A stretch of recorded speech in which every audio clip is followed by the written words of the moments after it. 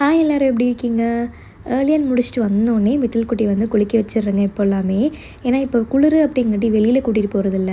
ஸ்கூலுக்குள்ளேயே பார்த்திங்கன்னா ஜிம் இருக்குது, அங்கே கூட்டிகிட்டு போயிடுறாங்க. நல்லா ஓடி ஓடி உடம்பு ஃபுல்லாக வேத்துருது. அதனால் வந்தோடனே குளிக்க வச்சுட்டு நட்ஸ் கொடுத்துருவேன். ஒரு 1/2 hour கழிச்சிட்டு மதியம் லஞ்சு வந்து ஊட்டி விட்டுருவேன். அந்த கேப்பில் எனக்கு ஏதாவது குட்டி குட்டி ஒர்க்கெலாம் இருந்துச்சுன்னா நான் முடிச்சுக்கிறது. இன்றைக்கி வந்து பார்த்திங்கன்னா செடிக்கு தண்ணி ஊற்றுற வேலை தான். இன்டோர் பிளான்ட்ஸ் எல்லாத்துக்குமே நான் வாரத்தில் ஒரு நாள் தாங்க தண்ணியை ஊற்றுறேன். ஏன்னா மண் எப்போவுமே ஈரமாக இருந்துச்சு அப்படின்னா குட்டி குட்டி பூச்சி மாதிரி வந்து பறந்துக்கிட்டே இருக்குது. ஸோ அதனால் வீக்லி ஒன்ஸ் ஊற்றணும் அப்படின்னா கரெக்டாக இருக்குங்க. இந்த வீட்டுக்கு வந்ததுக்கப்புறம் செடி எல்லாமே சூப்பராக வளருதுங்க. முக்கியமாக மணி பிளான்ட்டு. ஸோ எல்லா மணி பிளான்ட்டுமே நல்லா வளர்ந்துருச்சு.